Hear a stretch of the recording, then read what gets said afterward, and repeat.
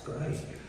Yeah, it's a good space. I mean, it's almost like... And the light is with those two windows there, it's perfect. So that's what I've been working on. And I've got, as I say, I've got these three horizontal ones as well. I'm not too sure about them, but they're still being worked on. Let's bring this one. I'll bring this one over the front edge. This is fascinating because that's a combination. Yeah. There, the turquoise on top of the red, and the turquoise on top of that, and the turquoise on top of the blue. But I was quite pleased with this this kind of colour. I don't know what colour this is, but it's really good, and I haven't touched it since it went on in very early stages. Because I mean, I just generally just put paint on. So have you got any idea of the composition before you start? No, not really. It's just really one colour against another, you know. And It's that George Braque thing? I think it was George Braque that said, "Oh, you put one colour over there and one colour over here," and immediately there's a report. So this shape and these shapes appear. Yeah, they just came across. They came across by the fact that you put that shape down there and you put that colour down there. That dictated that I'm going to have that colour there and those shapes there. And those shapes there relate to that shape there. Those two blocks on top of the orange, the blue plane, the sort of browny violet, relates to that and that there. That's how it works. That's how it works, yeah. That's almost exactly how it goes. And then that through there, light there, that there relates to that and to that. Yeah, good. Yeah, it is. I mean, what else is it about? I mean, it's just. I mean, it's pictorial. It's kind of the need of the image. It's what the painting needs. So basically, it's the visual thing. You're composing through colour. Mark and gesture and that kind of thing, but it's what, you know, you put something on, something else is needed or something else has happened, or you can build on something and something has to be taken out. Not so much taking out, but there's that thing, isn't there, that bit Francis Bacon was talking about. He said, somebody said, "Oh, what's that box for?" You know, and Bacon said, "Oh, there's no sort of particular meaning about it. It's there for visual purposes." I mean, it's really what one does when one paints, is to do things for visual, you know, for visual purpose. But something I've been doing with reference to, you know, your work, I've been using silver. This is silver, and I've also got some gold as well. This is the gold, one of their iridescent ones. Yeah. Iridescent bright gold, iridescent silver. The other one is one I really like, is the copper. Yeah, I know I'm on copper. Have you been using copper?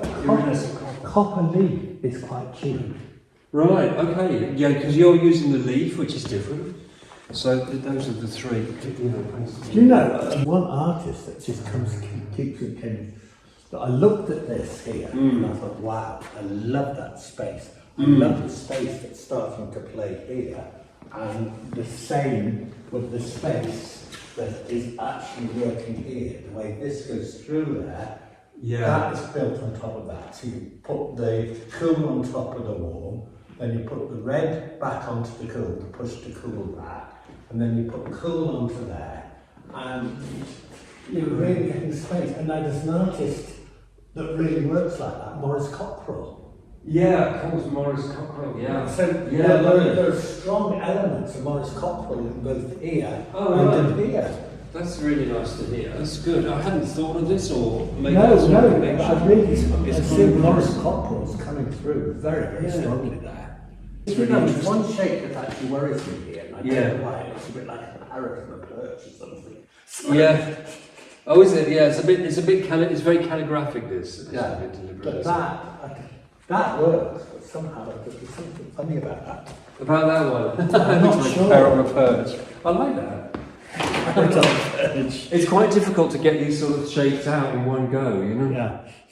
But it's nice having a bigger painting. One works in a different way on a bigger painting, and these are so much, I mean, these are so much bigger than the little ones, you know, so, you know, one works on these, in a different way to how you work on there. Yes. They have to. Yeah. So good when you just cover surfaces with the same kind of form and shape and everything. I think the size really does matter. It's so important to be. This is what I was doing this morning. I put this kind of purple on top of that. Yeah.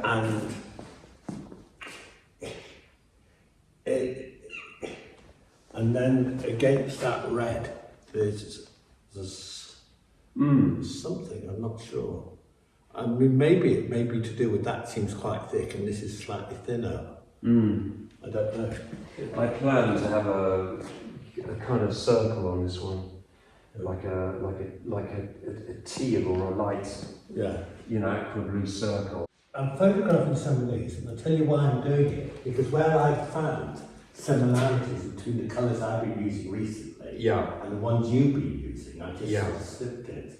Oh, that's good. Well, that's good. If there's a direct link like that, No, it's even better. direct links, that's the reason being. Because there's this orange and green thing you've got quite persistently. You've got this, which is quite prominent.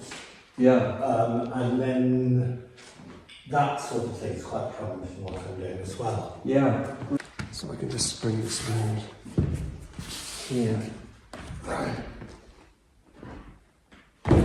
Yeah, this kind of I'm planning Can you put that on that one? Let's have a look at them together. Yeah, shall I put them up? Shall I put them up? Or? Yes. But no, just leave them just against leave them. Yeah, that's fine. Yeah, because these are this was last summer's acrylics. This is oil. No, acrylic. Acrylic, yeah. Yeah, these are all acrylics. Yeah. Where's some oil painting? This one is the oil. This is the painting I was working on just before I went to Morocco. And I wanted to put everything into this, really, with regard to paints, and I was using all those chemicals I got from Jackson's. Well, I guess I wanted this kind of big spinning kind of form. So, it's a much more of an impasto surface. But There's lovely bits in it. yeah, no, looking at it now, it's not a bad painting at all. And getting this quantity of stuff on, and it's still not cracking and pouring and breaking up. That's good. That's good. There's those connections, and of course this layering thing, which I know you've always done. I haven't done it so much. I've always been drawn to the opacity of one colour against another at the same spatial depth. But I mean, the layering thing is newer for me, as is the sort of destruction of the brush mark. But anyway, that's great. But there's been a lot of pouring in a lot of these, and a lot of very fluid paints, which has always all been exciting. Great. No, I think it's lovely. Yeah, the one I'm going to be really interested in is where that goes. So if you could send me a photograph and you've done more of that, have you really? I know. I'd be fascinated by that.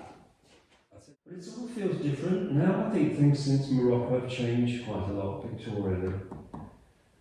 I'm using the acrylics, of course, that made quite a big difference.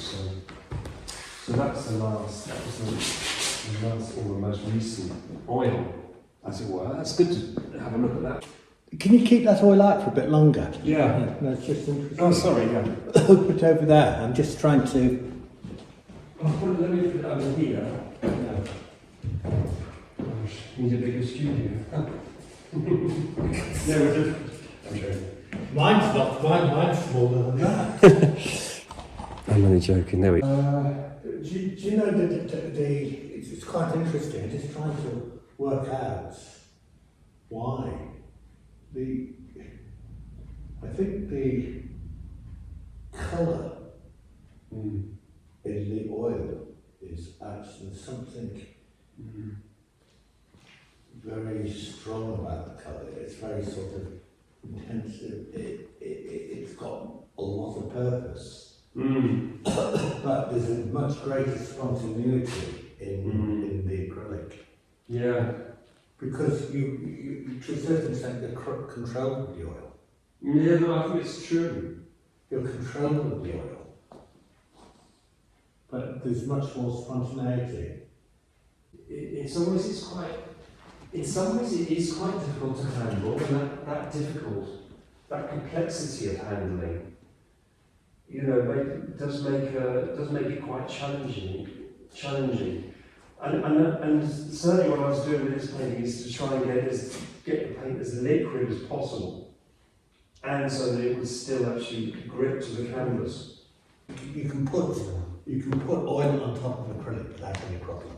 Yeah. But what you can't do is you can't put acrylic on top of oil in any way at all. Yeah. I was talking to Peter about this. Oh, right, okay. So you'll be perfectly entitled to go and get some oil and paint and rub it on there and actually change the intensity of that. Sure. I did actually, now we're mentioning those technical things, I did actually on these two canvases, just 2 months ago, I did put one coat of rabbit skin before the gesso, because I was finding just the acrylic gesso is really sinking, and it was actually fine. The acrylic gesso went on top of the rabbit skin, absolutely fine, and actually it's made a much better support. Yeah. So I was sort of breaking the rules a bit with that one. Yeah. Well, I use gesso primer for oil painting. You can do. Do you find it sinks? No.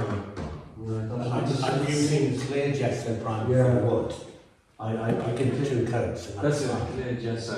But what I have actually started doing now is using white acrylic paints on areas where I want a strong orange or a strong yellow. Yeah. Because otherwise the actual colour of the wood comes through. No, I'm very, very, very pleased to have seen it. Yeah, I thought it would be interesting. To be honest, I did want you to come down a little bit sooner, but I'm pleased you didn't, because when you were going to come before, about 6-7 weeks ago, I hadn't really got any of this new work done. And I thought, oh gosh, you came when I was in full swing. So that's great. And it's nice, thanks for making me draw out these slightly older paintings. We're looking at 2 down here. Let's look at some of these Australian ones, which I find really fascinating. Yeah. Oh, the little studies from Chiang Mai. Yeah, they were.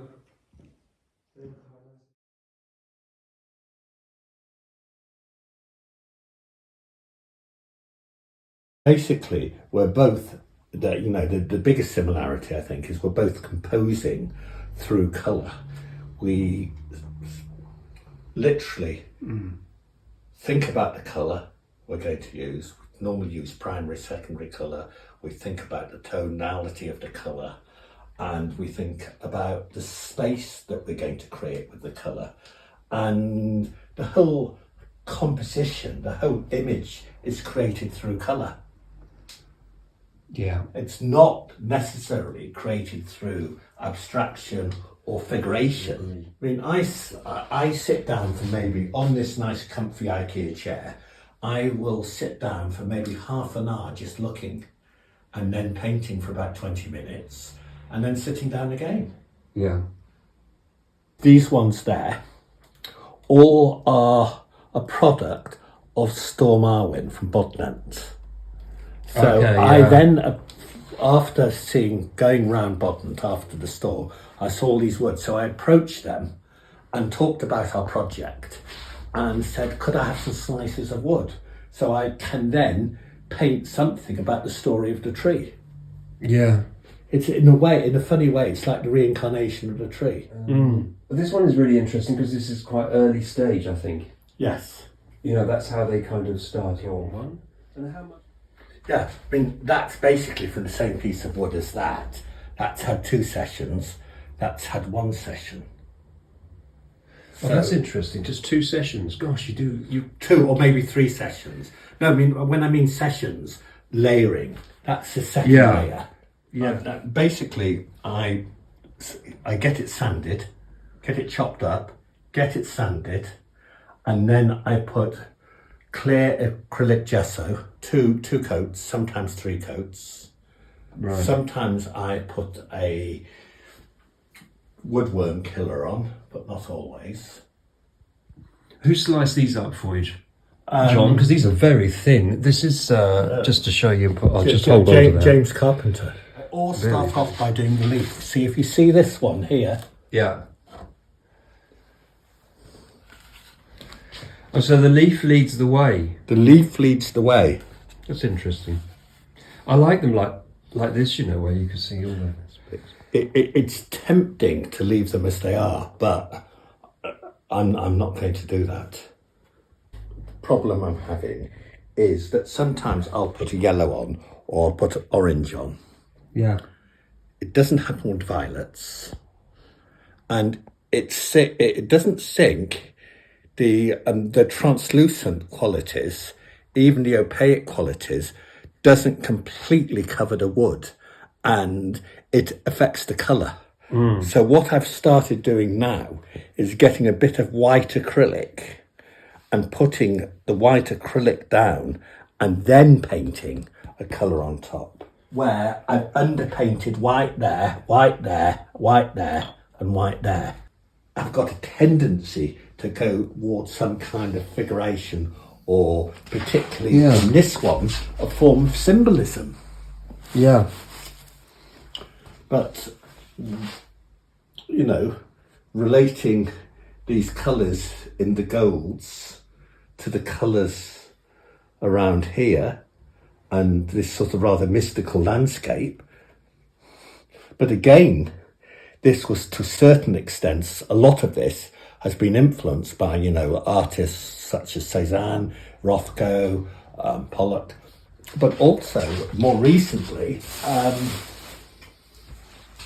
looking at iconography and icon paintings.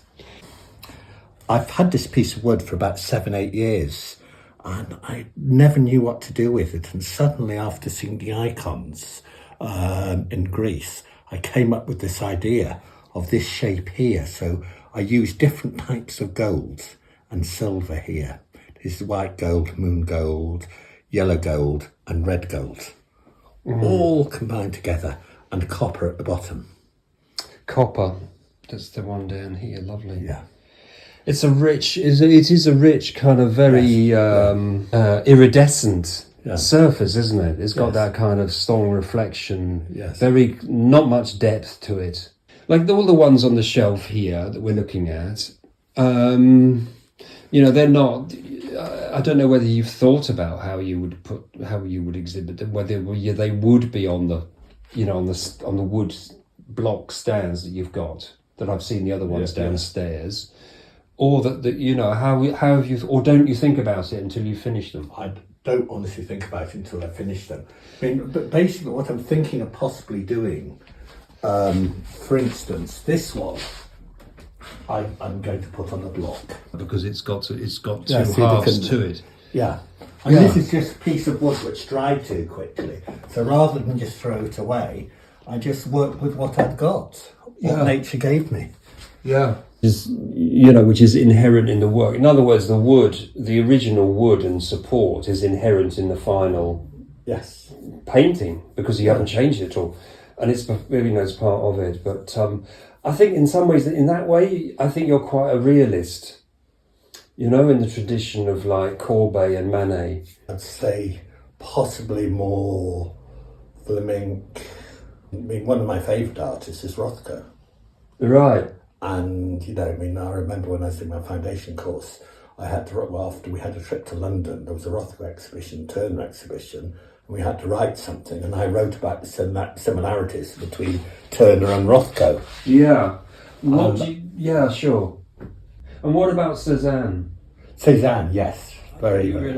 I relate very, very strongly to Rothko. I always have done. Yeah. I relate to Pollock as well for some reason, but I see realist elements within Pollock. It's kind of realist in a lot of ways. It's realist, but it's also abstract.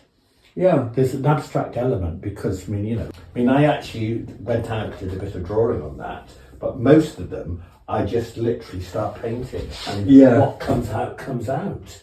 I'm dictated totally by the shape of the wood and the markings I see within the wood. Sure. So, like, yes, exactly. I can see that. I mean, a case in point is the tree, if I can call it that. You know, which is totally delineated by the shape of the wood, isn't it? Yes. You know, I mean, the tree form does fit round. Yes.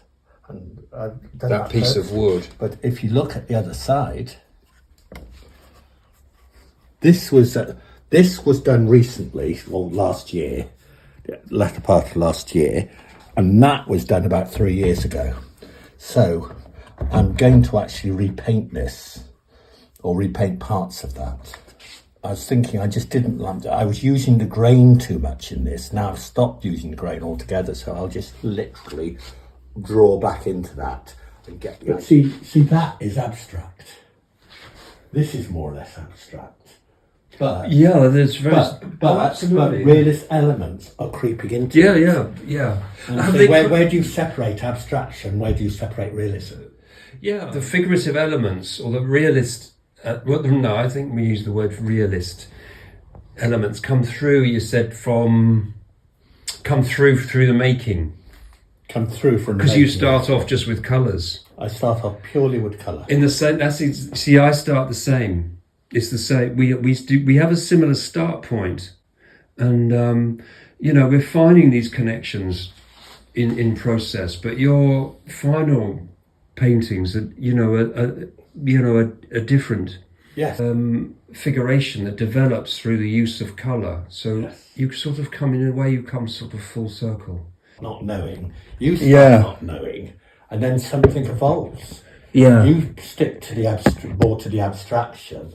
I will allow, say some of mine will go abstract, Yeah. and some of them will go more figurative or with realist elements within the abstraction. I mean, colour is mesmerising, isn't it? Yeah, it's the colour. You know, it does drive you on. I mean, if you think about, how this is actually working here, building up the orange, building up the one yellow, then another yellow, then a little bit of light, doing this area here, relating the gold. I mean, for instance, in this one here, that's a mosaic of silver and gold. That of gold, just gold and copper. In some ways, I preferred it before I put the paint on it. Yeah. You know what I like about is the volume of colour that you get against another one. The oranges, for example, the orange is balanced with the violets. This one, I'm going to base something on the other one was based on Cadnan, Coed Cadnan, the Hidden Gardens. Yeah. And the trees growing, autumn and spring either side. This one is going to be based on what you see up there. Okay. Llandudno. What is Llandudno? And like this. So I'm going to bring elements of this in. So I'm going to start to bring this. See, from that is going to be quite abstract, but it will have some kind of figurative element in it that gives some form of representation of the story. Because a lot of this is, I think, is about the story of the wood and the story of the tree. I'm using the markings and the shapes. So you've got spalting, you've got cracks, you've got stresses, all sorts of different things. And if you think about a tree grows in all sorts of particular ways, depending on the soil conditions, the weather conditions, the light conditions. I mean, look at that piece of olive wood proposed to that piece of sort of semi-hardwood from Botnant. They're completely different. You are using the natural form, the inherent natural form, and taking that right through to the end. The paintings would be totally different without the support, without the wood. When I was in your studio on Friday, I saw a lot of this going on. I saw a lot of this going on. I saw a lot of that going on. Right, yeah. Yeah. And I saw very, very quite similar colours. which is interesting, even in this one, which was started from this Llanwyn, I think in terms of colour and how colour actually works. You're using this this turquoise blue that I've picked up on, as an optical, to bounce against the oranges. I mean, that's a very literal comparison. But I think we are both working with fully saturated colour. I mean, that's the start point, isn't it? And there's nothing in some ways. There's nothing else to say about it. It's lovely. It's so good to be talking about colour, and we've had a great discussion just in the past, 20 minutes. Basically, we're both the biggest similarity I think is we're both composing through colour. And another yellow, and a little bit of light, doing this area here, relating the gold.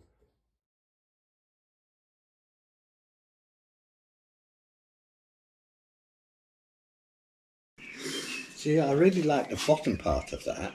Of this one here. This one, but that's like two paintings. There's this very strong figurative element that came into it, which was me thinking about bougainvillea and the tall cypress trees.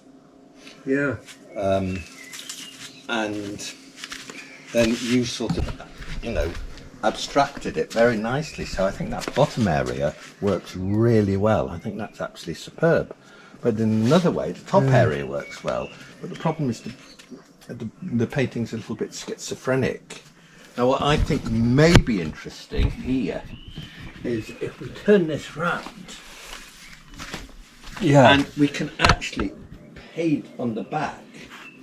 Whereas these ones, what I like about these is their complete sort of transparency. Yeah. I mean, it's still quite a strong paper, but the painting just seems to go right through. Yes, it's because it's a repair tissue for bookbinding. That's why. Lovely. It's strong as well. Let's have a closer look because this has got the textures on it. You've built this up with the rice paste with two different types of paper. What I did was I actually tore the shapes with a paintbrush. I actually the paper is completely water leaf. So what I do is quite a fine brush, just literally paint various shapes, and I was trying to do it sort of remembering the sort of rather cubistic shapes that you see in the landscape here. And then I got the coloured crayons and started actually mapping a contour out like a map. Yeah. And then you started painting on top of it. And I think it's really nice the way that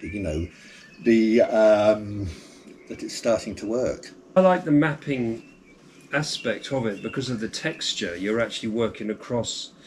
So I saw the demarcations you'd got, and I was following those to start with. But then I started to traverse it as if one was walking across,